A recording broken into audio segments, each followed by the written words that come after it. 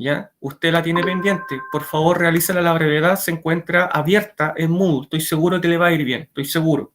Y lo otro, le recuerdo su compromiso para mandarme las guías o la guía, las guías en realidad, que usted tiene pendiente y que están en su correo electrónico institucional para poder resolver el cierre de su primer semestre. ¿Recuerda que usted se comprometió de aquí al viernes? Ya, listo. La espero. Bien. Además, entra a hacer la prueba Moodle, la de educación ciudadana. ¿Ya? Perfecto. Vamos. Filosofía. Ya. Filosofía. Traje una síntesis, ¿ya? Traje una síntesis para discutir, en realidad, para discutir todo lo que quieran, ¿ya?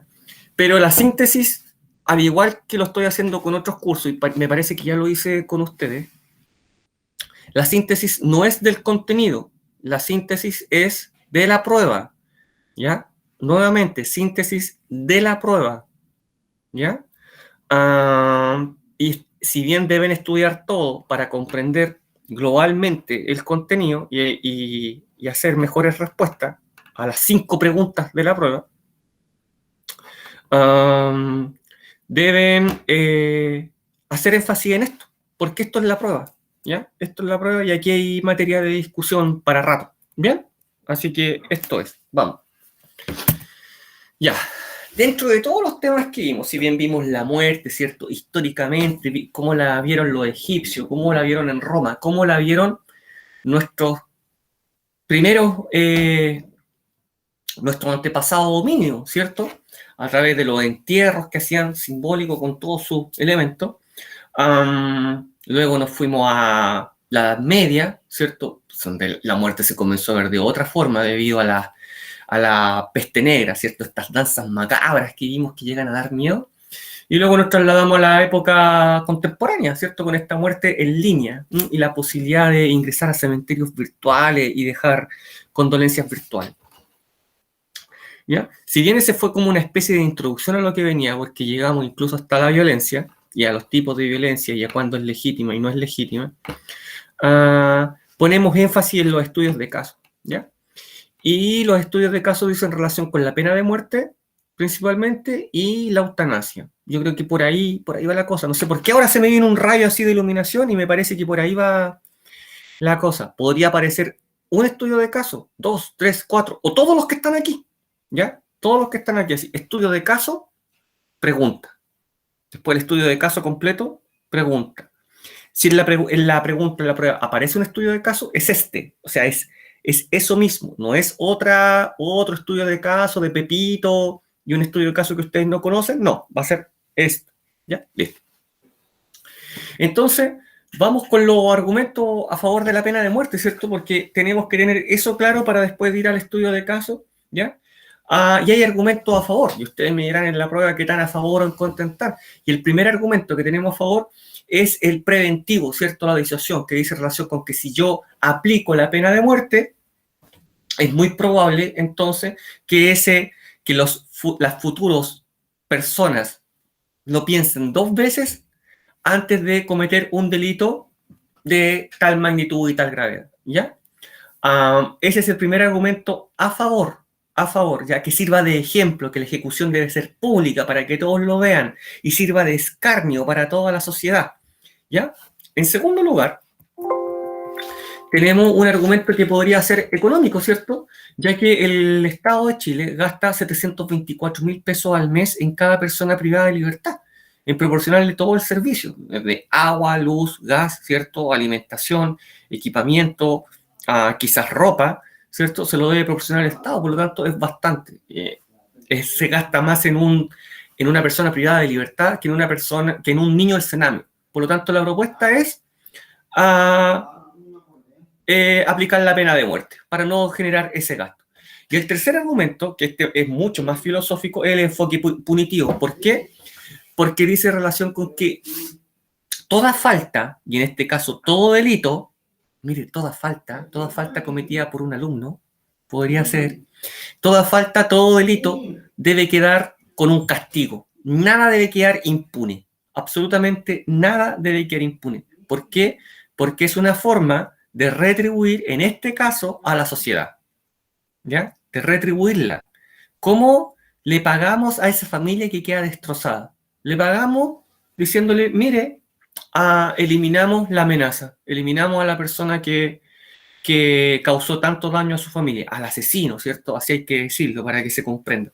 Y ahí tenemos, entonces, 3 argumentos a favor, ¿ya? Y luego nos vamos con una serie de argumentos en contra, en los cuales aquí tienen de un cuanto hay para elegir para la prueba. Aquí van a contar con este material, ¿cierto? Este material ya se encuentra en Moodle, el PPT, y el video se sube durante el día, ¿ya? Porque aquí se me demora mucho en subir, prácticamente 8 a 10 horas. Bien, hay argumentos en contra de la pena de muerte, por supuesto, ¿cierto? Oye, pero la pena de muerte pasa por sobre los derechos humanos de las personas. ¿Y cuál es el primer derecho humano?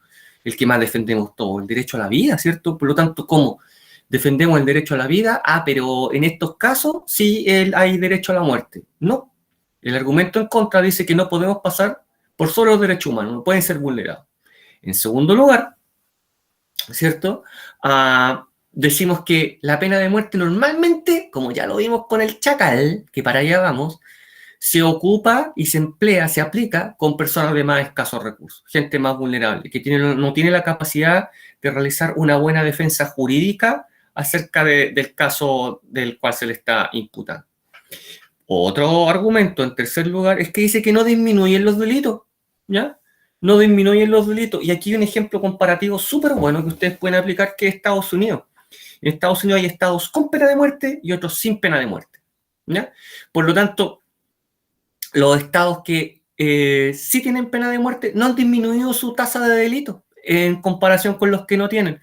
Por lo tanto, sería una falacia decir, en los países donde se aplica la pena de muerte hay menor cantidad de delitos de alta gravedad. Además, no es disuasivo, porque pensemos en una persona que está dispuesto a violar a un niño y después matarlo. O sea, esa persona, en ese momento de enajenación mental, no piensa, me van a poner una inyección y me van a matar si es que hago esto. O me van a fusilar si es que hago esto. O me van a cortar la cabeza, diría antes, ¿cierto? No razona en ese momento. Por lo mismo vimos con Jorge Valenzuela, ¿cierto? En ese momento no razona, o con el asesino del tambor. No hay un razonamiento, por lo tanto, en contra de la pena de muerte. Otro, el error, no hay vuelta atrás. Eso me parece súper pertinente. En Chile han habido casos de gran connotación, ¿ya? Busquen el caso de Liliana Hager, de su esposo Contreras Anguita. Un error, ¿ya? ¿Y qué pasa si lo hubiésemos condenado a muerte por el asesinato de su esposa? ¿Cómo volvemos atrás cuando se descubrió que en realidad él no había sido? Ya no hay vuelta atrás, no lo podemos resucitar, el juez no tiene una varita, ¿cierto? Por lo tanto, el error también, argumento en contra, no se puede remediar. En cambio, una cadena perpetua, ya ha estado en cárcel 20 años, se comprobó que era inocente. Bueno, tiene la posibilidad de demandar al fisco y obtener una indemnización porque era inocente. No todo se soluciona con una ley. Tenemos el caso de la ley Emilia, ¿cierto? Un conductor que en estado de ebriedad chocó a otro vehículo y lamentablemente mató a una menor de edad, ¿ya? Y de ahí surge la ley Emilia. Se aplican nuevas penas mucho más altas a los conductores que conducen en estado de ebriedad, pero la evidencia jurídica nos ha dado a entender que en realidad los delitos de ese tipo no han disminuido. Por lo tanto, no porque hay una ley, un decreto, una firma, los delitos van a disminuir, ¿ya? Por lo tanto, argumentos en contra. Y finalmente son los tratados internacionales, ¿cierto? Tratados internacionales que vamos a ver en la siguiente temporada de América, por ejemplo, para los que están ahí conmigo, el Pacto de San José de Costa Rica, y en el cual Chile adhirió y estableció que no iba a aplicar más la pena de muerte, ¿ya? Que la abolía para todos los casos, excepto uno que ya vamos a ver y que ustedes conocen, y que no sé por qué me podría salir en la prueba, ¿ya? Es de muy mal prestigio para los países salirse de estos tratados internacionales. Ahí está el caso de Venezuela, ¿cierto? En que es bueno ser fiscalizado, porque le da mucho más prestigio a los países y mucha más transparencia. Por lo tanto, argumento en contra de la pena de muerte. ¿Ya? Ya. Vamos con el estudio de caso, ¿cierto? Vimos a Saba Tekle, mujer etíope que residía en Estados Unidos, ¿cierto? Y que fue amenazada en la puerta de su casa por un joven, ¿ya? Y se le dijo que se quitara la ropa. Ella entró en pánico, corrió y fue baleada por la espalda y murió. Fue asesinada. Y ella enviaba dinero a Etiopía a sus hijos de 14, 12 y 5 años, ¿cierto? El asesino rápidamente es detenido, es puesto en la cárcel, y 9 años después, ¿ya? El asesino ejecutado. Por lo tanto, aquí los partidarios que están a favor de la pena de muerte aplaudieron la resolución y por supuesto dicen, claro, eso era lo que había que hacer y se ha pagado la deuda con la sociedad. Ahora, con respecto a este caso, les pregunto, ¿alguien tiene algún buen argumento de los que vimos u otro que pudiera elaborar en su joven mente a favor de la aplicación de esta pena de muerte? A favor. ¿Alguien tiene un buen argumento, si una estructura, ya, que en un acto de arrojo y valentía quisiera expresar aquí delante del profesor y de todos sus compañeros? A favor, porque ustedes ya han estudiado el caso. Entonces, en caso que el profe les pregunte, ¿alguien tiene un excelente argumento a favor de la aplicación de la pena de muerte en este caso? Sí, para que despertemos, digo, para que... ¿Ya? ¿No? Sí, como que para que la lluvia no nos haga entrar en ese estado de letargo, ya, salgamos de ahí, al sol. ¿Sí? ¿Alguien? Así como Marcela, Natanael, Denise, Isidora, Clemente, Matías. El de la visión filosófica. Mire, eso, pausa ahí, no me diga nada más, espérese. El de la visión filosófica. Ya, retribución a la sociedad, para que a todos les quede claro, retribución a la sociedad, ¿ya? Entonces, vamos para acá y leemos.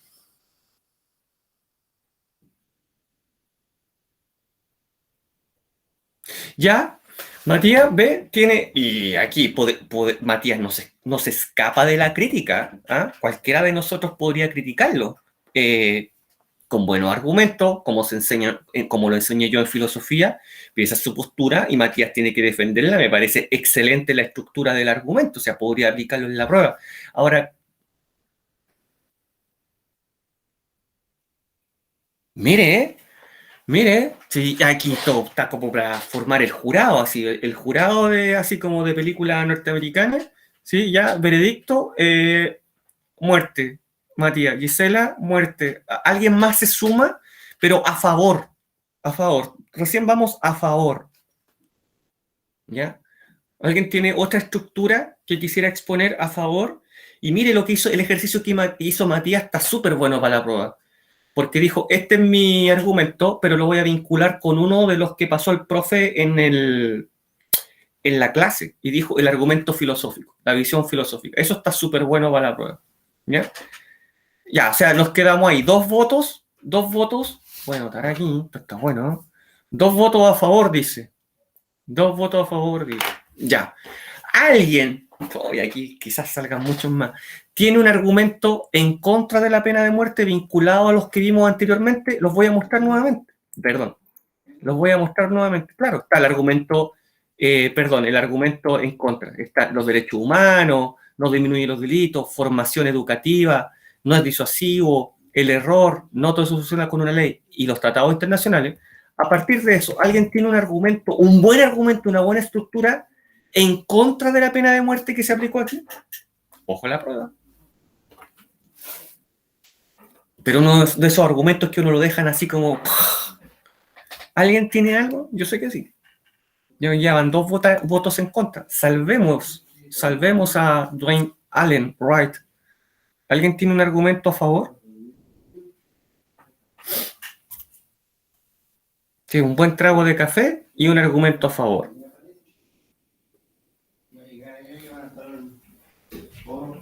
¿Eh?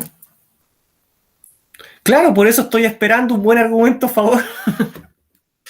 Ahí está Abril. Abril es una férrea defensora de los derechos humanos, entonces, y dice que el derecho a la vida debe estar por sobre el derecho a la retribución en la sociedad mediante la pena de muerte. Quizá Abril puede complementar ese argumento con algo, se me ocurre a mí, por ejemplo, para la prueba.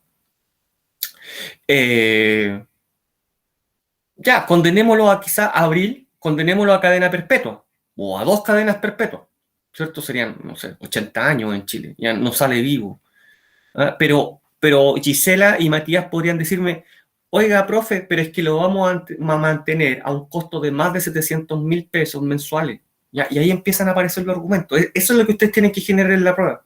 ¿Ya? Y incluso aquí a alguien se le podría ocurrir, oye, sí, pues no lo matamos, pero como sociedad, ¿cierto? No lo matamos, pero y lo vamos a mantener con vida y la familia, ¿qué le decimos a la familia? ¿Y qué le decimos a la ciudadanía que lo tiene que mantener? ¿Estará bien? ¿Estará mal? Todas esas ideas se me ocurren para la prueba, ¿ya? Vayan pensando, vayan pensando. Además, todavía aquí, excepto Matías, nadie se ha lanzado con uno de esos argumentos así a la antigua, de esos con los que ustedes de repente me sorprenden, ¿ya? Vamos, conocemos la historia de Dwayne Allen Wright, ¿cierto? Que también podría aparecer una pregunta a partir de él, no desde el lado de Saba Tecle, ¿ya? Sabemos que Dwayne Allen Wright creció en un ambiente bastante vulnerable, ¿cierto? Sus derechos como niño fueron vulnerados, ¿cierto? Creció en la pobreza, en un barrio marginal, dice ahí, en un ambiente de drogas, disparos, asesinatos. El papá estuvo en la cárcel, se quedó con la mamá no tenía trabajo, tenía una enfermedad mental, murió, el hermano fue asesinado, o sea, un historial, pero terrible, terrible, que podríamos seguir. Entró al Sename de Estados Unidos, estuvo con episodios psicóticos, era deficiente mentalmente, tenía pocas capacidades cognitivas y después de cumplir 17 años, asesinó a Sabatel, ¿ya? Y 9 años después fue ejecutado. Entonces, ahí está el análisis que ustedes tienen que hacer para la prueba. ¿Ya? Comparar, ver lo que está en verde versus lo que está en blanco, porque son 5 preguntas, ¿ya? Por lo tanto, entonces ustedes se darán cuenta, ¿ya? Que yo no espero de respuesta a 2 líneas, ni un sí ni un no, ¿ya? Yo lo que voy a evaluar es la estructura del argumento, ¿ya? Entonces ustedes podrán decir, y estarán pensando ahora, al recordar esto en verde, había que aplicar la pena de muerte, ¿no? Aún así, aún así había que aplicar la pena de muerte, no, eso me lo van a tener que decir ustedes en la prueba, ¿ya? Vamos con otro. Aquí sí que sí, porque el caso es chileno, ¿cierto? Ya conocimos el caso de Jorge del Carmen Valenzuela, más conocido como el Chacal de Nahuel Toro, ¿cierto? Un campesino en pésimas condiciones económicas, sociales, no sabía leer, no sabía escribir, vivía con su conviviente y los 5 hijos de ella y mató a los 6, ¿ya? Los asesinó. Por supuesto, ahora sabemos que él no sabía lo que estaba pasando. Quizás es el único asesinato que yo conozco en que la persona podría decir, yo no sabía lo que estaba haciendo. La prensa de la época decía que él era como un animalito, ¿ya? Un animal que andaba cazando. Alguien me lo dijo, alguien de ustedes me lo dijo, me parece en clase, algo así, ¿ya? Y él fue condenado a muerte. ¿Cuál es el problema acá? Que durante todo el proceso del juicio, a él se le enseñó a leer, se le enseñó a escribir, se convirtió al cristianismo, fabricó guitarras, por lo tanto se le convirtió en una persona que podía ahora convivir dentro de una sociedad y se dio cuenta de la gravedad de su delito. Todo lo que yo estoy diciendo me lo tienen que explicar en la prueba. Y lamentablemente, a pesar de que solicita el indulto o dije indulto, no vaya a salir algo relacionado con el indulto, se le pide el indulto a don Jorge Alessandri. Mire, Jorge Alessandri, el hijo de Arturo Alessandri, presidente de Chile, lo deniega y es fusilado al tiempo después. ¿Ya? Es condenado a muerte y es fusilado. ¿Ya? Entonces, ¿dónde está el problema aquí? Hay varios problemas. Hay varios problemas. ¿Qué hacemos como sociedad y qué hace el Estado con ese condenado a muerte durante el proceso? Por ejemplo, en Chile, ¿qué hacemos con una persona que está acusado? Bueno, no hay pena de muerte, pero ¿qué hacemos con alguien que está acusado de violación con homicidio de un menor de edad? ¿Qué hacemos por mientras? El juicio puede durar años. Puede durar años. O imagínense si hubiera pena de muerte. ¿Qué hacemos durante? ¿Lo educamos? ¿Le enseñamos? ¿No le enseñamos nada? ¿Qué hace el Estado? ¿Cuál es la responsabilidad del Estado y de nosotros como sociedad? Podría usted decirme, bueno, profe, pero como sociedad yo creo que no, yo me siento lejano al caso. Podría ser, ¿ya? Como también yo he escuchado gente decir, no, como sociedad a mí no me interesan los niños del tsunami. Podría ser, pero no. ¿Ya? Pero entonces como Estado, ¿cierto? Como Estado, ¿qué hacemos con esta persona durante el juicio?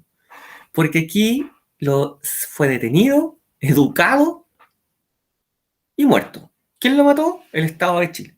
El Estado de Chile. Varios casos así son. Parece que entró Vicente, ahí no me deja ver. Ah, estoy acá. Varios casos así son de personas abandonadas. Claro, el Estado llegó tarde o simplemente el Estado no llegó. Mire, y similar, Matías, al caso anterior, el Estado norteamericano no llegó. Entonces después el Estado le pasa la cuenta y le dice, bueno, que te portaste mal. Oye, sí, vos viejo, pero mira la sociedad en la que yo viví. ¿Ya? Y yo estuve en una institución del Estado, en el Sename de Estados Unidos. ¿Ya? Estuve, y mira, y este resultado, este soy yo, con 17 años. ¿Ya? ¿No será que el Estado tiene una deuda con la persona o el Estado tenía una deuda con este caballero? Bueno, también hay que contextualizar, ¿cierto? Estamos en los años 60. ¿Ya? No todos saben leer en Chile, ni escribir tampoco. El que sabe leer y escribir era un super saiyajin de la época, ¿cierto? Ya, estamos en el 63, Guerra Fría, ¿ya? Ese es el contexto. Por lo tanto, quizás hay una deuda del Estado con don Jorge, probablemente. Y quizás a alguien le gustaría explicármelo, porque las fotos de la época apuntaban a mostrar el antes y el después. Y ahí está el don Jorge con sombrero, ¿cierto? Quizás detenido hace poco, con barba, un poco. Y después está así como fue educado. ¿Ya? La otra cara del chacal de Nahuel Toros es otra persona, comprendió exactamente todo lo que había pasado y dice, bueno, y ahora me van a matar, me van a fusilar. ¿No? Por eso es que tuvo tanta connotación este caso, porque el Estado tomó esa decisión. ¿No? El Estado tomó esa decisión. Bueno, ustedes van a tener que tomar una decisión en la prueba. Ya voy a corregir esto, lo voy a mover un poco más acá. Ahí, ahí quizás. Vamos a ver cómo queda. Ahí sí, ya. Ya, lo vamos a dejar así. Tenemos el caso de Don Hugo, ¿cierto? Tenemos el caso de Don Hugo. A ver, déjenme revisar. Claro, ahí está. Tenemos el caso de Don Hugo, entonces te lo vamos a sacar. Ahí sí, quedó perfecto. Ya. Tenemos el caso de Don Hugo, Humberto Bustamante Pérez, ¿cierto? Y lo comentamos también bastante en clase, que el caso del asesino del tambor. ¿Ya? Y aquí tenemos otro problema, pero también relacionado con el Estado. También lo relacionamos con el Estado en la prueba. Entonces, este caballero sabemos que cometió un doble homicidio, ¿cierto? En el año 2005. Mató a su pareja, ¿ya? Y al hijo de su pareja de 9 años. ¿Ya? ¿Dónde está la connotación del crimen? En que no solo los mató, sino que los mató, los metió dentro de un tambor y el tambor lo enterró, ¿ya? Y fue descubierto, ¿ya? Y fue descubierto en un tambor de 200 litros. Por eso es que pasa como el asesino del tambor. Y también comentamos que posterior a este asesinato lo entrevista a Carlos Pinto, ¿cierto? Este que sale entre medio del humo, yo creo que lo conocen. Ya. En un programa de Media Culpa. Y él en la entrevista dice cosas como esta. No podría decirle no. Es imposible que volviera yo a vivir una situación tan parecida. Ni tampoco porque de hecho pienso que no. Pero también digo, bueno, si en un momento determinado exploté de esta manera frente a cierto tipo de situaciones, explotaré nuevamente. Y eso sí que es angustiante. ¿Ah? Eso sí que es angustiante. ¿Explotaré nuevamente? Bueno, aquí viene la tormenta perfecta, o sea, se alinean los planetas. Claro, Matías, aquí, y Matías, a lo mejor podríamos mirar hacia atrás las diapositivas anteriores y ver cuál es el argumento que ocupamos, si nuevamente el mismo argumento u otro, ¿ya? Porque eso hay que vincularlo en la prueba, ¿ya? Él vivía con su pareja tenía una hija, la hija fue a pedir dinero a la casa de él y la mamá, su mamá, la mamá de la niña, junto con Hugo, la asesinan en Villa Alemana, de donde soy yo. ¿Me recuerdan ahí hashtag justicia para Ámbar? Ámbar Contreras, 16 años de edad. O sea, se vuelve a repetir el caso. ¿Dónde está el problema aquí? Que este caballero estaba privado de libertad. Entonces, un día llega un documento que dice que él va a quedar en libertad condicional. Después de ese grave crimen, ¿cómo? Y todos nos preguntamos cómo una comisión revisó su caso y quedó en libertad. Yo vi una entrevista en que don Hugo decía, yo fui el más sorprendido cuando llegó el documento que decía que yo quedaba en libertad. ¿Ya? Entonces, ¿falló el Estado nuevamente? O, por otro lado, sí deben seguir existiendo esas posibilidades que se le dan a las personas privadas de libertad de recuperar condicionalmente su libertad. Sí, no, en qué casos, casos como este de un doble asesinato, que se las meten a las víctimas dentro de un tambor y las entierran, ¿debe esa persona andar libre en la calle? O por otro lado, ¿se debe aplicar la pena de muerte a la primera vez que don Hugo cometió el crimen? Aquí, alguien aquí, en este caso, siendo bien objetivo, ¿podría construir un argumento en contra de la pena de muerte en este caso? Oh, está difícil. Pero aquí un super maestro Saiyajin podría construir un argumento, no vaya a salir en la prueba, construir un argumento en contra de la pena de muerte en este caso, porque si no somos emocionales podríamos decir que sí. O sea, Matías, está súper bien su argumento, ¿eh? Pero emocionalmente alguien podría decir sí y no decir nada más, pero en contra de la pena de muerte en este caso. ¿Podría ser? ¿Alguien? O, profe, no estamos preparados para eso.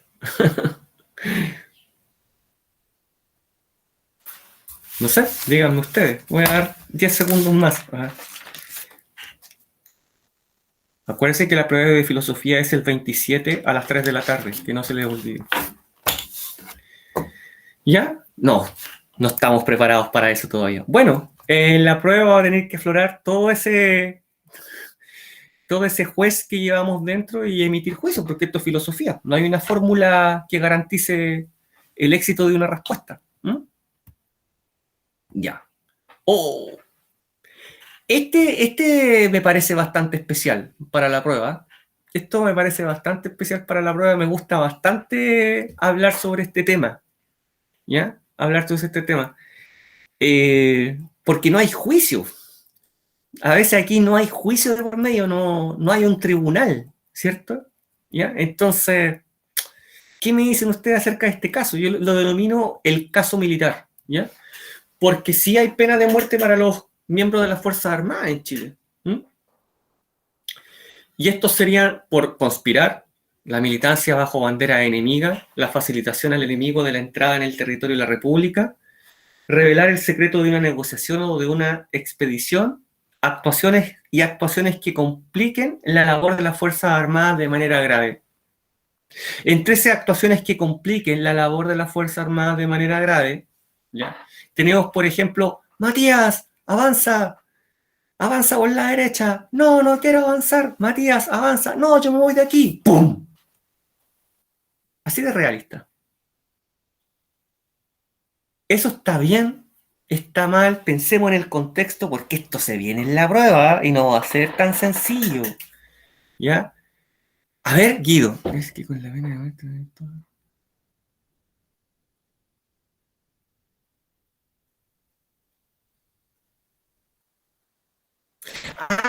Guido, con respecto a eso, que si bien no tiene la directa relación con el caso militar, Guido, con respecto a eso, yo le voy a decir que se quede súper tranquilo, ¿ya? ¿Por qué? Porque si yo le pregunto en la prueba, construye un argumento a favor o en contra, construye un argumento a favor o en contra acerca de tal caso, yo no voy a evaluar si está a favor o en contra. Claro, yo no evalúo, mira, este está en contra, un 1, este está a favor, un 1. No, sí, comprendí que va con la diapositiva anterior. Ya, pero para todos. No, yo no evalúo eso. Gisela puede decir yo estoy a favor y Guido me puede decir yo estoy en contra. Y los dos tienen un 7. ¿Me entienden? Yo no evalúo eso. Yo lo que evalúo es que Gisela no me diga yo estoy en contra porque sí. O yo estoy a favor porque sí, que me diga Guido. Eso tiene un 1.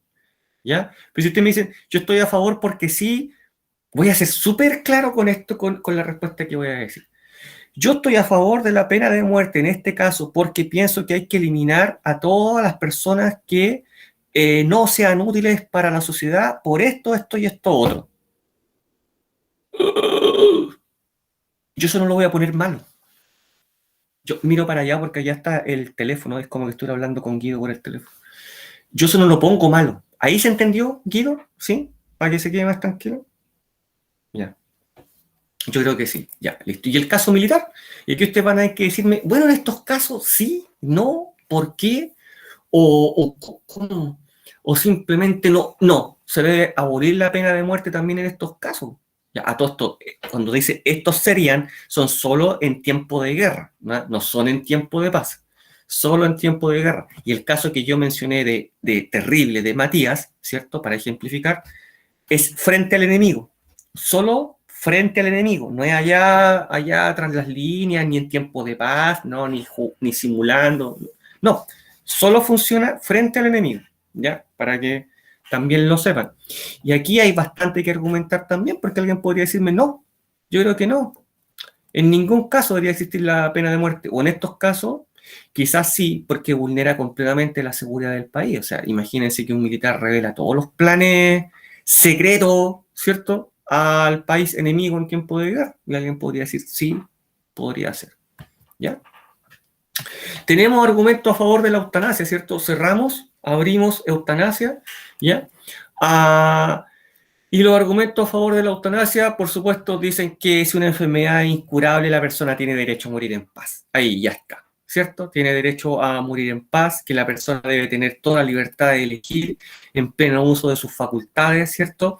Y que debe reconocérsele ese derecho, ¿ya? Para aliviar el dolor de una enfermedad terrible, la cual no puede ser superada, no tiene cura y solamente tiene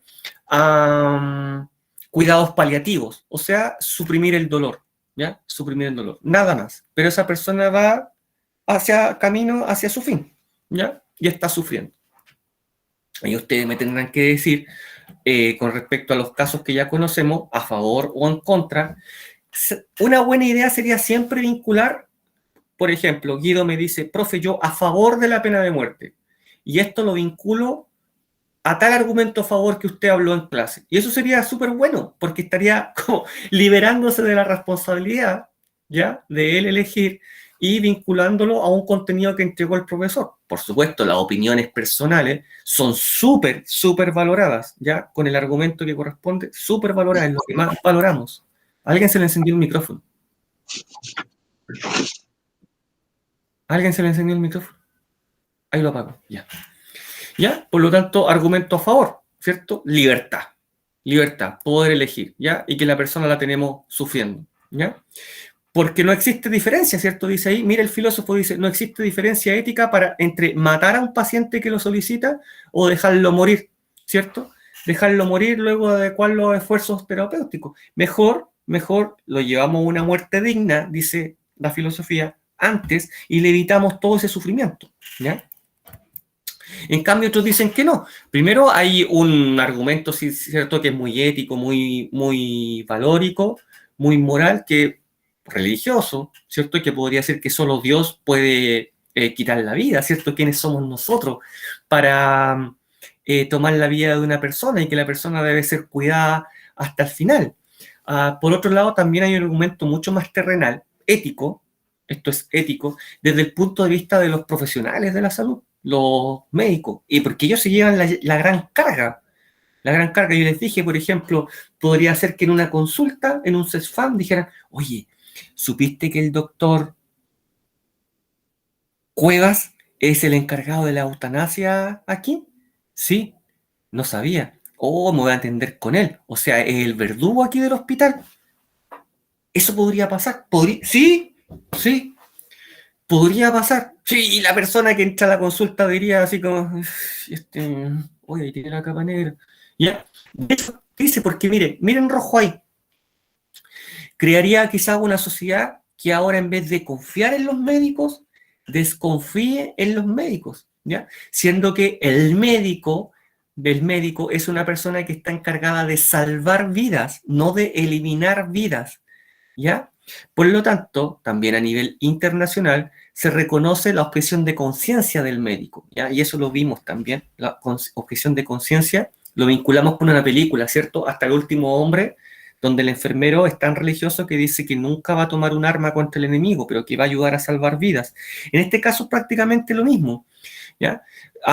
Podría ser que un médico fuera citado por el director del hospital y le dijéramos, ¿sabe qué, doctor? Otro doctor, a ver, doctor Cupolo, usted va a tener que practicar una eutanasia porque lo determinó el tercer juzgado de Copiapó. Bueno, y tenemos que hacerlo porque es una ley, ¿cierto? Tenemos que hacerlo. Ese médico dice, no, yo soy objetor de conciencia, por lo tanto no lo voy a hacer. Ya, no lo podemos obligar. ¿Ya? Ahí está. A eso se refiere. No lo podemos obligar. ¿Ya? Tendría que hacerlo otro. ¿Ya? Alguien tendría que hacerlo, porque recordemos que la eutanasia no la practica un familiar, un amigo, ni el vecino, ¿ya? Es un médico. Y ahí aquí vamos con los casos, ¿cierto? Este caso terrible de Noa Podoven, ¿cierto? Una mujer muy joven, holandesa, ¿cierto? Que fue abusada sexualmente primero y luego fue violada en otra oportunidad 3 años después. Sí, este caso es terrible y probablemente salga en la prueba, Gisela. ¿Ya? Por lo tanto, ella cae en una especie de depresión, vergüenza, miedo constante, ¿cierto? Que la hace mantener silencio por muchos años y escribe un libro que se llama Ganar o Aprender, y ahí expone su caso. Ya este caso la mantiene en un sufrimiento constante, por lo tanto, ella acude a una clínica, les recuerdo que en Holanda es el primer país en tener legal la eutanasia, y dice que quiere morir, ¿ya? Y la clínica no la atiende. Ante esta situación, ella se refugia en su casa con sus padres y se deja morir. Podríamos decirlo así, se deja morir. Ya deja de beber, deja de ingerir alimentos, comida, agua. ¿Cuál es el problema acá? ¿Debemos promover la eutanasia por un sufrimiento psicológico o solo médico? Por otro lado, segundo problema grave. ¿Qué pasa con los padres? ¿Podría ser un suicidio asistido? O sea, los padres la dejaron morir. O sea, si la ayudamos en la muerte como padres, ¿no podríamos ayudarla en la vida mejor? ¿Y, y cómo los padres dejan morir de hambre a su hija? Los padres luego tuvieron un problema judicial, ¿ya? Que no he investigado en qué quedó, pero podría ocurrir, podríamos llegar a ese caso también. ¿Cómo los padres la dejan morir? ¿Ya? Por mucho que sea su libertad de elección, ¿cómo los padres la dejan morir? Y ahí tenemos un problema grave, ¿ya?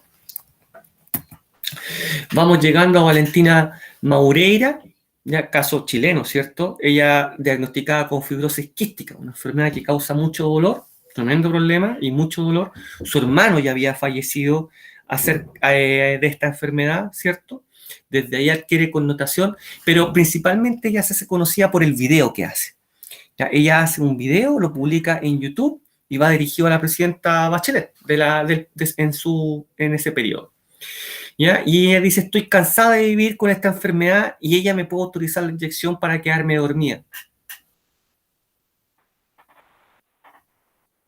A esa edad, ella ya estaba pensando de esa forma.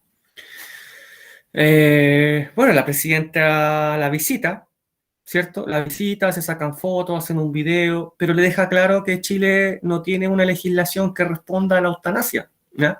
Entonces aquí se abre el debate, claramente, de que si aquí, como es un caso local, preguntarnos si en Chile es necesario generar una instancia que permita una muerte digna, ¿ah?, en pleno uso de nuestra libertad. Sabemos que existe el proyecto, ¿cierto? Lo vimos en clase. El proyecto lo vimos en clase y sabemos que existe y sabemos que está andando. Seguramente está durmiendo ahí en el Congreso. Y eso es como Estado. Y si como sociedad en realidad estamos preparados para afrontar casos como estos.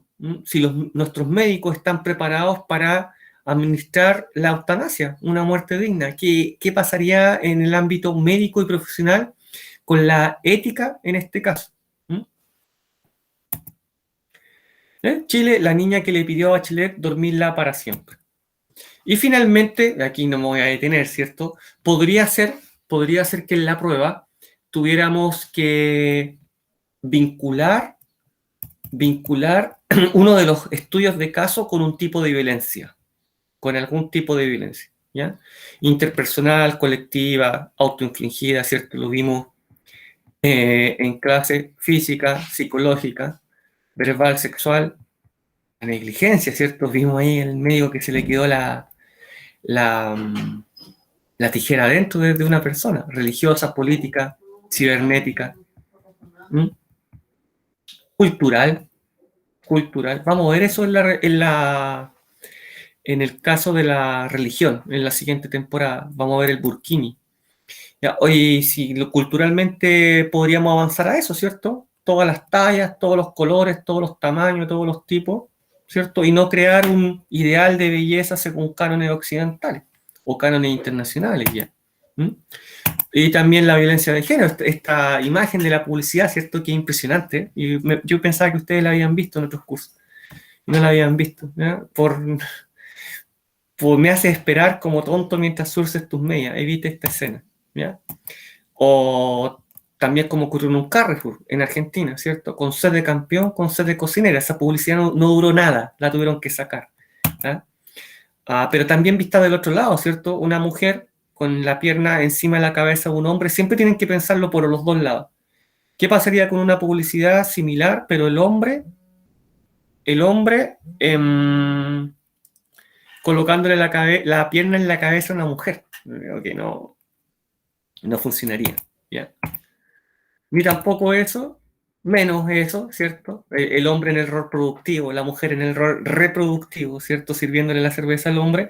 Yo creo que hay que buscar puntos de consenso, puntos de unión, como ese, ¿cierto? Ambos disfrutando de una pizza, una cerveza y el martillo con la caja de herramientas. Miren qué simbólico.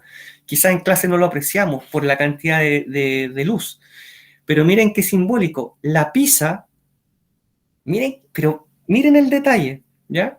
La pizza está del lado del hombre, o sea, ¿quién la va a repartir? ¿Quién seguramente va a repartir la pizza? Miren acá, miren aquí, 50 años después, ambos tienen la cerveza en la mano, todos estos son simbolismos que la publicidad, ¡pum!, nos mete en la cabeza y no nos damos ni cuenta. Ambos están con la cerveza. Y son los mismos personajes. 50 años después, ambos están con la cerveza en la mano, pero la pizza está del lado del hombre. O sea, ¿quién la va a repartir? El hombre. A diferencia de la mujer que aquí estaba repartiendo la cerveza, ¿cierto? Y del lado de quién está el martillo. O sea, mujeres al trabajo, mujeres al mundo laboral. Yo también puedo. Miren el simbolismo y el análisis que podemos hacer a partir de una lámina de una publicidad, ¿ya? Entonces, esas son cosas que ustedes van a tener que hacer mucho en la universidad, en materia de tesis en eso, ¿ya? Y aquí terminamos. Un comentario que yo quería hacer con respecto a la violencia y que en la clase pudo haber pasado un poco desapercibido, es que finalmente nosotros como sociedad clasificamos si la violencia que se ocupa o que ocupamos es buena o mala, es ética o no, y es moral o no, ¿ya? No se lo olvide nunca esto. Cuando el mundo se dio cuenta de la amenaza del nacionalsocialismo, ¿ya?, y del fascismo, de la Segunda Guerra Mundial, no reaccionó tirando flores, ¿ya? El mundo reaccionó con más violencia, ¿ya? Con mucha más violencia, ¿ya? Con mucha más violencia, ¿ya? Y cuando los japoneses atacaron Pearl Harbor, y gracias a esto Estados Unidos en toda la Segunda Guerra Mundial, Estados Unidos tampoco reaccionó lanzando confeti, ¿ya? Reaccionó 3 años después con 2 bombas atómicas. ¿Mm? Y hoy día eso lo estudiamos como si fuera así, como que si fuéramos a comprar el pan. ¿Ya? Y murieron 100.000 personas de una. ¿Ya? Por lo tanto, nosotros, como sociedad, clasificamos la violencia como buena o mala, ¿ya? Ética o moral. Eso ocurre siempre. Y en las guerras, esto se refleja en que siempre elegimos un bando, ¿ya? Y siempre clasificamos entre los buenos, los malos, los amigos, los enemigos. Y eso va a pasar y va a seguir pasando eternamente hasta el día de hoy. Los del sí, los del no. El apruebo, el rechazo. Los rojos, los azules. ¿Ya? Ya está. Preguntas. Preguntas. No creo que me pregunten algo del contenido, pero quizás me pregunten algo de la prueba, algo de las notas. Que justo la encontré aquí. Justo estaban acá, no me había dado ni cuenta y estaban acá las notas. ¿Cuándo era la prueba? Se lo recuerdo. Aquí está. Prueba filosofía 3A, CE, 27 de agosto, o sea, el viernes a las 3 de la tarde. El viernes a las 3 de la tarde. ¿Ya? Está el enlace de emergencia. Por favor, no entren si no tienen preguntas. ¿Ya? No entren si no tienen preguntas, porque ese día también voy a estar tomando otras pruebas, ¿ya? No solamente la de ustedes. Entonces no puedo atender a 100 personas al mismo tiempo en un enlace y profe. ¿Ya? ¿Alguna otra pregunta sobre la prueba, sobre las notas, sobre lo que viene en filosofía, sobre lo que viene en historia, sobre lo que viene en educación ciudadana? ¿Alguien tiene alguna pregunta sobre alguna cosa de ese tipo? ¿Qué va a pasar la próxima semana? No, Matías, yo se lo expliqué allá en marzo, lo voy a explicar de nuevo. Yo aprendí en la universidad que las respuestas no hay que pesarlas. No hay que pesarlas. ¿Ya? Yo siempre recomiendo la regla de la respuesta. La respuesta no puede ser más corta que la pregunta. Para historia no hará un PPT. Ah, Isidora, súper buena. ¿Le respondo primero a Matías? No. Hay personas que en 2 palabras lo dicen todo. Y hay personas que en una plana no dicen nada. Y eso en la universidad o en una carrera humanista. Ustedes se van a dar cuenta si alguien es humanista en la U, que hay compañeros que hablan, escriben y no dicen nada. Nada. Y otros en un párrafo lo dicen todo. ¿Ya? Mire, Isidora, me está preguntando por historia. Vamos. Mire, usted entra aquí, Historia 3E, entra ahí a Historia 3E. Lo están viendo, ¿cierto? Sí, pues lo están viendo. Historia 3E. Pincha Historia 3E, ahí se va a abrir. Está un poco lento esto, pero ya se va a abrir. Les va a servir a todos, así que no se vayan. Y esto no quiere andar, pero ya va a andar, se lo aseguro. ¡Ay! Se cayó Moodle. Claro, porque nosotros seguimos conectados, seguramente se cortó la luz en el colegio, se cayó Moodle. Isidora, póngame atención. La síntesis de la prueba de historia está hecha. ¿Ya? Está hecha. Marcela, no se vaya. Uf. No ha pasado, listo. La síntesis de historia está hecha. Está en Moodle, en la carpeta que se llama semana del 23 al 27 de agosto. Ahí está. Y esa síntesis es la síntesis no del contenido, de la prueba. ¿Ya? ¿Por qué no alcanzo a hacerla video? Porque la prueba es el jueves, mañana. ¿Ya? Y tenemos clase el viernes. Por lo tanto, el viernes igualmente voy a hacer la síntesis, pero lamentablemente es después de la prueba. El PPT sí está ahí en Moodle. Y lamentablemente ahora, seguramente se cortó la luz en el colegio porque Moodle no abre. ¿Ve? Ahí está. No es de que el profe sea malito. ¿Ya, Isidora? Dígame que sí o que no. No sé. Ya. Pero de que está, está. A ver, vamos a hacer otro acto de arrojo, valentía y desapego a la vida. Veamos, ¿qué podemos hacer? Es que quiero mostrarla para que después lo... Ya, abrimos acá, abrimos aquí, abrimos historia, abrimos unidad 3 o no. Sí, 3. Mire, Isidora y compañeros. Ahí está. Eso van a encontrar ustedes. Eso. ¿Ya? Eso. Eso. ¿Ya? Todo eso. ¿Se acuerdan que yo les dije que iba a salir la del tanque? Sí. Sí, Matías. ¿Se acuerdan que yo les dije que iba a salir la del tanque? Cumplido. Ahí está. Va a salir lo del tanque. ¿Ya? Y en esta imagen, lo que tienen que explicar, miren, lo que vamos a aprovechar un poquito, perdonen los que no son de historia, es la relación de nosotros con la economía y con el mercado, en base a esa foto. ¿Ya? Ya. Cumplido. Misión cumplida. ¿Ya? Ya. Vengo para acá. No, no, no, Matías, no estará subido en historia. Está subido en historia. Ya, yo se lo mostraría ahora, pero seguramente en el colegio Moodle se cayó, se cortó la luz. Y por eso es que no puedo acceder a Moodle, no de malo, ni de mala onda. ¿Ya? Ya. De ahí les tomé la foto, ya. Vayan a verificar inmediatamente cualquier problema con eso, me mandan un correo, no me digan que se cayó Moodle, porque todos sabemos que se cayó Moodle, pero quizás más tarde Moodle reviva.